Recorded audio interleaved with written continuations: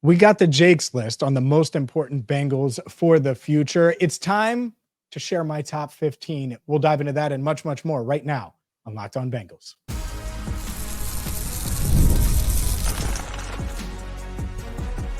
You are Locked On Bengals, your daily Cincinnati Bengals podcast. Part of the Locked On Podcast Network, your team every day.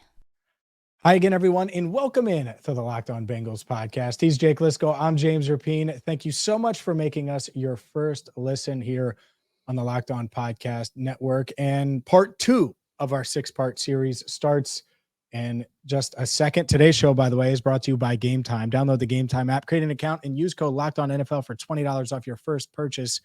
Terms apply. And let's dive into it, Jake, because you gave your list, and if you missed part 1 of our series where we're breaking down the most important players on the Bengals roster for the future, well, make sure you check out that episode on YouTube or wherever you get your podcast. But today it's my turn, and I tried to hit on in episode 1 the difference in philosophies that we know we're going to have between all of our people that have voted in the consensus rankings, our entire panel, and Jake and I, shocker, do things a little differently. First things first, I didn't put together 52 different columns in a spreadsheet. I think that's the thing that our YouTube audience will notice first, Jake. What do you think? Yeah, we don't have any visual aid required for James to talk about his list. The different method, people that have been watching this podcast know that I'm going to take a spreadsheet nerdy approach to any of this stuff. Anybody that's been following the content that we've been doing for years knows that where there is a spreadsheet possibility, I will make a spreadsheet. And when's the last time you made a spreadsheet, James? I have pre-draft. I made one like myself. Yeah, very rarely do I do that. You want to see the visual aid? Look at that visual aid, baby. Beautiful. Look at that visual aid. And for some reason, I have the number 20 written up top.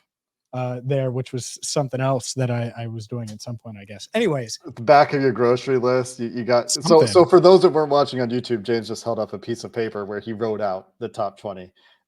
Like loose leaf paper. I had college ruled, by the way. Yeah, and so I had a spreadsheet with many columns. Anyway, James, take it away. Do they require paper, like loose leaf paper, for school supplies? It's right around the corner. I'm not the person to ask that question. Right? Well, they have iPads and stuff now, right? So like, I wonder. Anyways, let's dive into paper industry in shambles. I nailed the first. Yeah, Dunder Mifflin is just in trouble right now. Bad time. I nailed the first 2 picks.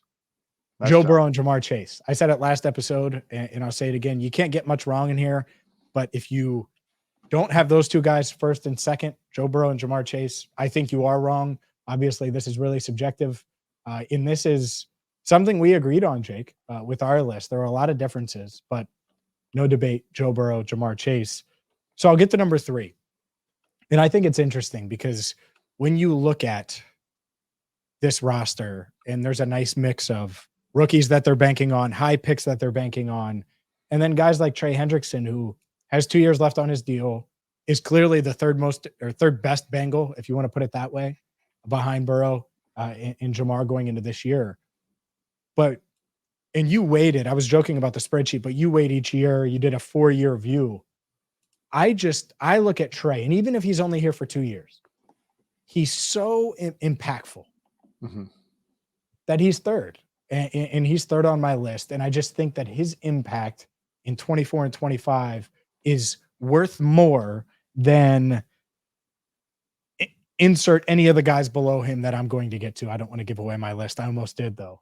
But that's the approach I took is, all right, here's your impact this year, or this year and next year. This is what I'm expecting. And I know you're probably not going to sign an extension after that. Is that more valuable than the rest of these guys that I'm trying to rank in the top 5 or top 8? And I rank it that high because I do think he's that impactful. And essentially, the big philosophy difference just reveals itself right away, right? For you, and accurately, And I said this in our first episode when I introduced the project. So if you're curious about the whole project and the framework and how we're approaching all this, go back and check out the intro to our last episode if you missed that. But you're thinking, trying to predict the future in the NFL. What are we doing?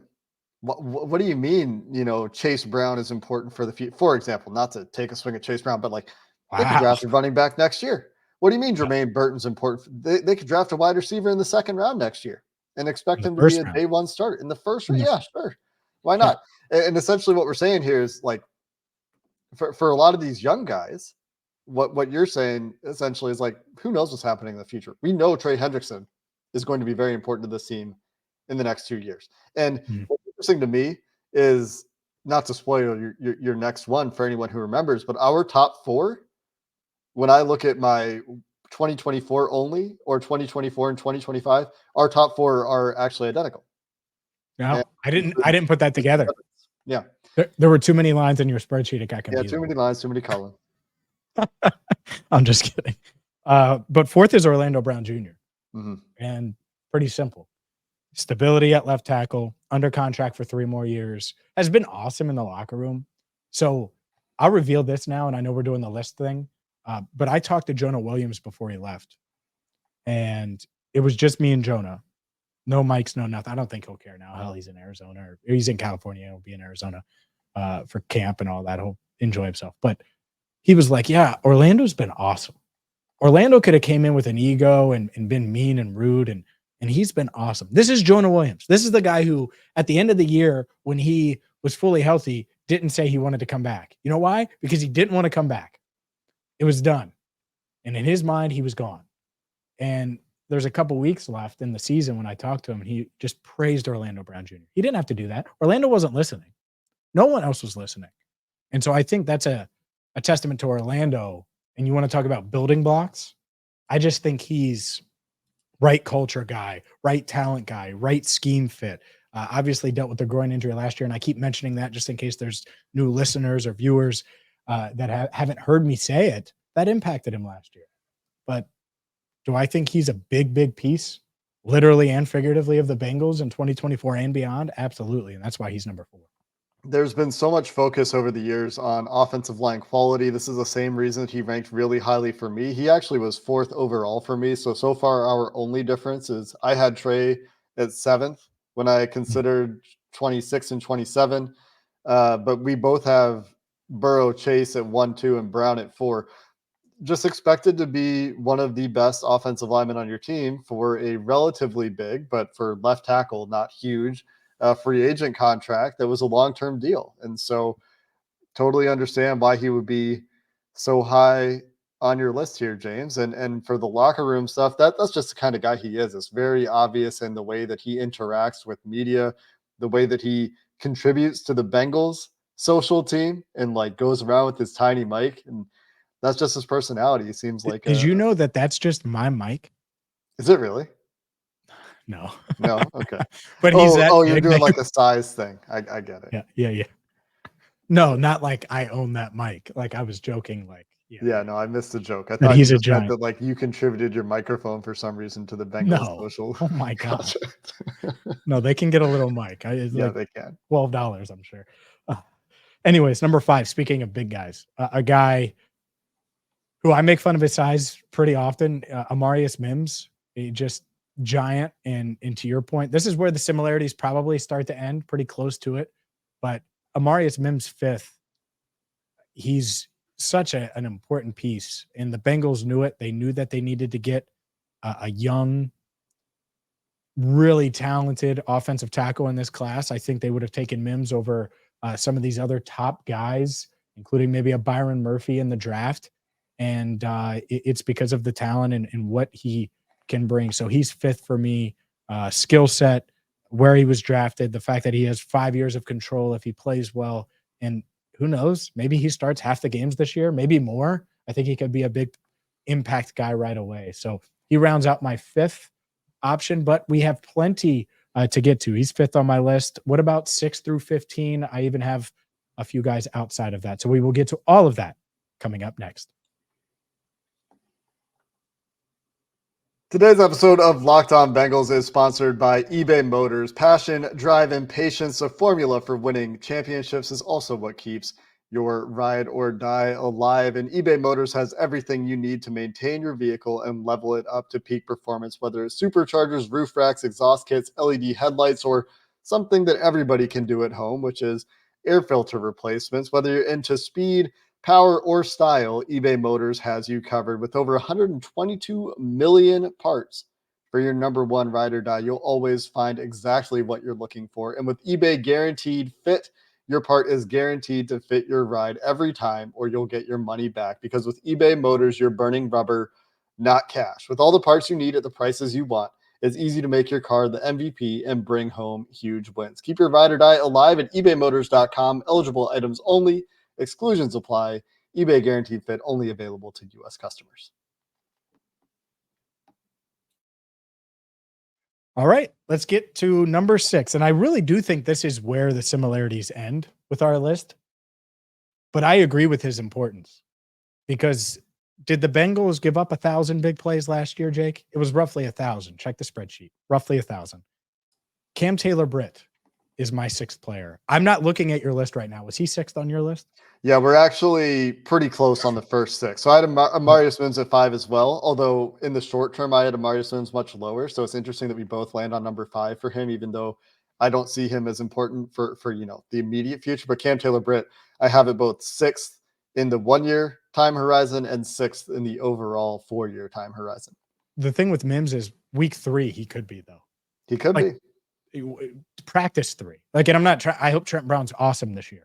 Mm-hmm. And Mims is awesome, and they're both awesome. I'm not saying that, but he is that important. I laugh when people say, "Oh, they needed an impact guy at 18." He's probably going to play this year at some point. But for Cam, yeah. And by the way, similarities end here. It's about to get all wacky up in here. For Cam, we've seen it. I mean, hell, he almost propelled them to a win against Houston. They had no business winning that game. We've seen him make instant impact plays. The play against Arizona kind of put them over the top when it was really weird. They were winning that game, but it was just kind of weird.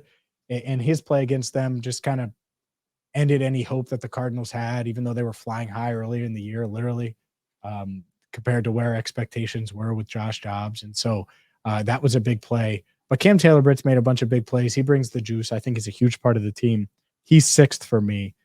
And 7th, well, it's a guy who might have been 3rd last year, maybe 4th if we did this. And that's what's going to be fun about this. By the way, the other benefit is we get to see how these age and how silly they look or how awesome they look. But it's T. Higgins. And again, going back to what I said about Trey Hendrickson, what is your impact, or what can your impact be in the immediate future?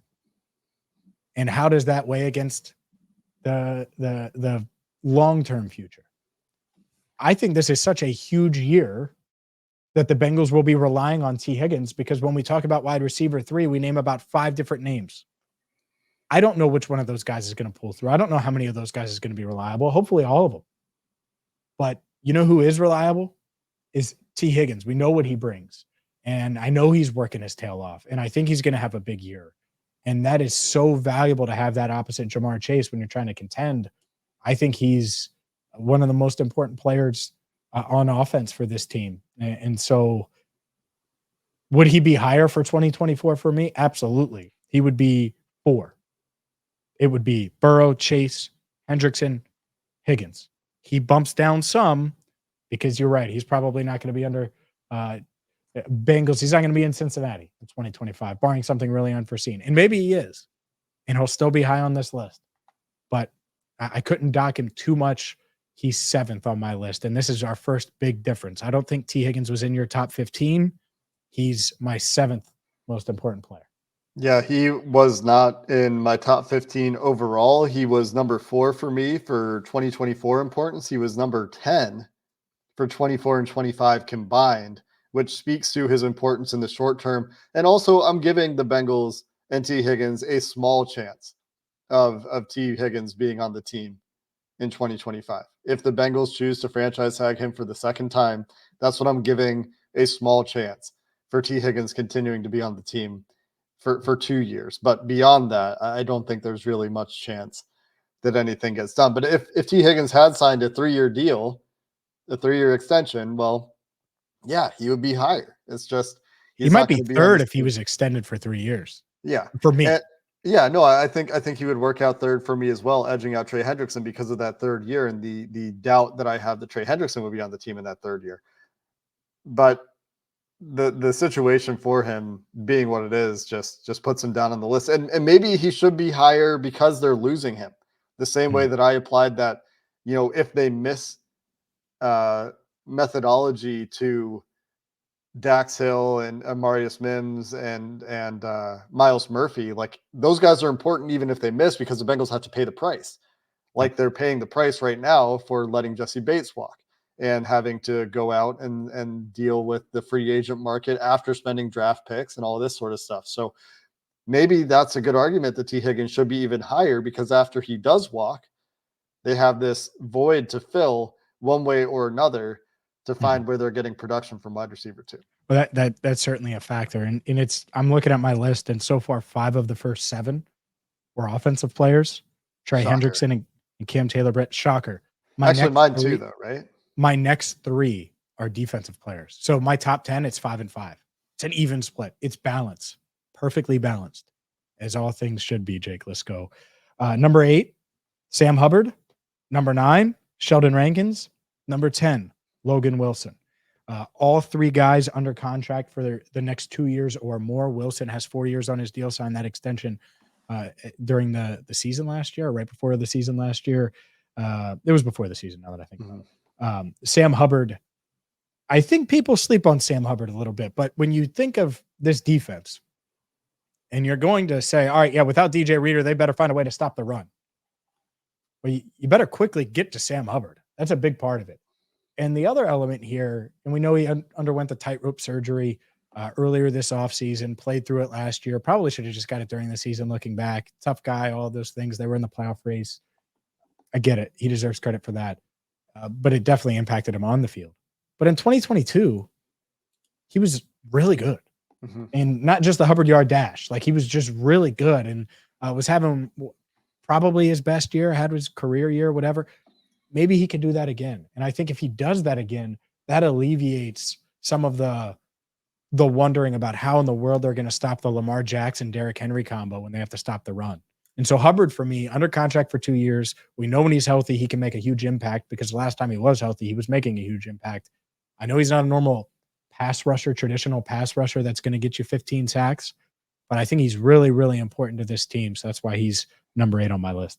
And another locker room kind of guy, like the reason he played last year, in his words, paraphrasing, was roughly, well, if Joe wasn't going to be out there, I wasn't going to let these, like with Joe not out there, I'm going to be out there. I'm going to try to pick up for where we have guys that can't be out there. And I'm going to try to play through this sort of thing. Very team first, tough player, like you said. In the short term, we're not that far apart here. I have him at 11th. You have him at 8th. I have him at 11th for 1 year for 2024 alone. I have him at 12th for 24 and 22. So not that far apart, but 24 and 25. 24 and 25. What did I say? 24 and 22. Time machine.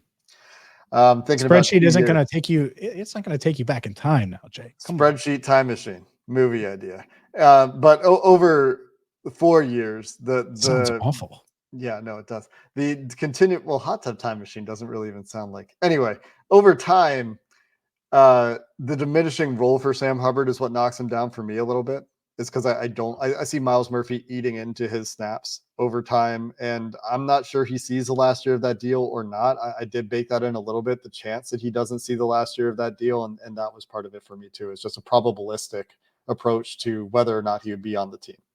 Yeah, and I get it. I do. I think, again, when you rank him, is he more important than a Sheldon Rankins or than a Logan Wilson or then, and I'm going to get into these other guys, but those are the next 2 on the list. And I just gave him the slight edge there, but there's clearly a drop.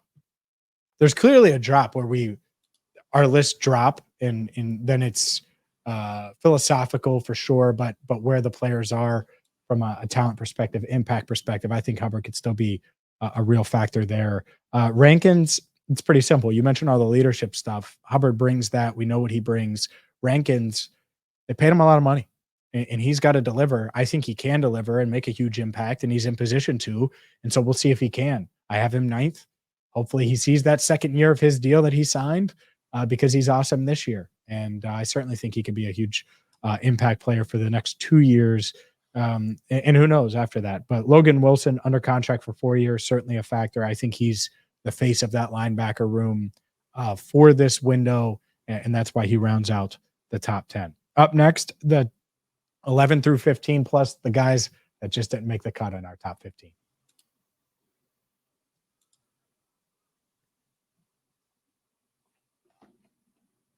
I will say, James, you were a little bit higher on Sam Hubbard and Sheldon Rankins than me, even when you consider the overall rank. Logan Wilson, we were pretty close. You had him 10, I had him 8. In the 1 and 2 years, I had him at 12 and 13. So we're pretty close on Logan Wilson. But let's get to your next 5 guys, and we'll find our biggest difference, I think, in your next 5 guys on your list. Biggest difference here. Well, I'm trying to read my handwriting here. And, or maybe we'll just talk about the biggest. No, it'll be after your next 5 guys. We'll talk about the biggest difference after your next 5 guys. Let me pull this up. Hold on. Because I wrote them down because I wanted to see, this is why you need the spreadsheet, I guess. I have them here too. All right. So Rankins, Wilson. Oh, Stone. Is that Stone? Man, my handwriting sucks. Oh, I forgot the E. That's why. It looked like Stan, and I'm like, what is that? I just didn't write the E there. I wrote it during our first episode, for those wondering. As you were going through your list, I wanted to have mine in front of me as a visual aid.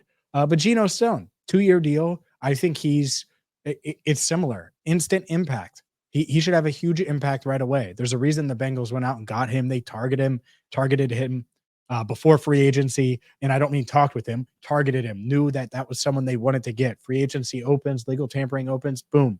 They go after Geno Stone and they get something done. He falls into the same thing as Hubbard, to me, as Wilson, as Rankins, as a guy that they have to make an instant impact on defense and to kind of make up for what they lost in Jesse Bates. They thought they had it last year in Nick Scott. They were really, really, really wrong there. I think Geno Stone is a much better fit, much better player.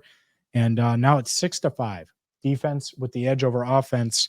But nah, baby, nah. Don't you worry, Jake Lisco. We're going to offense now because I think he's going to be one of the big bounce back candidates on the roster this year. Alex Kappa comes in at number 12. And he's someone, at least for me, that he was so up and down last year. And I think some are looking at him like, yeah, he's just an average guard. No, I think he has a chance to be an above average guard. And I think he's going to have his head on straight. And not that he didn't last year, but I just think that he's poised for a bounce back and is going to be arguably, he might be actually their best interior lineman. And I expect him to be. He probably should be. That doesn't take anything away from Ted Karras or Cordell Volson, but I certainly think that Kappa deserves that 13th spot. By the way, from a contract standpoint, and you're noticing a theme here, there aren't many guys under contract for the next 4 years. He's under contract for 2 more years. I think he sees the life of that deal. Who knows? Maybe he plays his way into an extension next offseason. And if he plays well this year, would not be shocked at all if the Bengals try to go that route. I think I would be pretty surprised if Alex Kappa ends up with an extension from the Cincinnati Bengals. That's why he was a little bit lower for me. But in the short term, we're once again essentially tied for Kappa and Karras. Or sorry to spoil your next guy, but did you steal my visual aid for your short term? That's what you did. No, you stole this paper. How you're in Vancouver Island. I'm in Cincinnati. How'd you do this? Come on, it's a spreadsheet time machine. Did you have Stan? You didn't have Stan on your list, so it's all right. I didn't have Stan. No, I was actually higher on Geno Stone in the short term. He's at 6, tied for 6 with a bunch of guys in the short term. But Kappa, I have at 12th for 1 year, 13th for 2 years. So very much in line there. I just don't expect them to be part of the future beyond that. And so, you know why he's going to be part of the future? He's going to play well this year. He's going to want some security. It's kind of like Ted to a degree. He's going to want some security, and the Bengals are going to look at that guard market and say, "You got it, buddy." Maybe. I mean, that's what I think potentially happens. Who knows? Maybe not. Maybe it's Cordell Volson who gets that money. You never know. But I think one of those interior linemen will probably get paid. But you mentioned it. Ted Karras, the next guy, and super important. And 2 years on his deal as well. We talked about his extension, but leader in the locker room, sets the tone really for the entire offensive line. Like, just sets the tone by being a lineman, just being a dude. And I think Orlando Brown Jr., who I mentioned, obviously having a guy like Ted, two guys you just want around Amarius Mims always. And also helps set the tone for a guy like a Trent Brown coming in for 1 year, and the writing's kind of on the wall that it'll only be a 1 year type deal.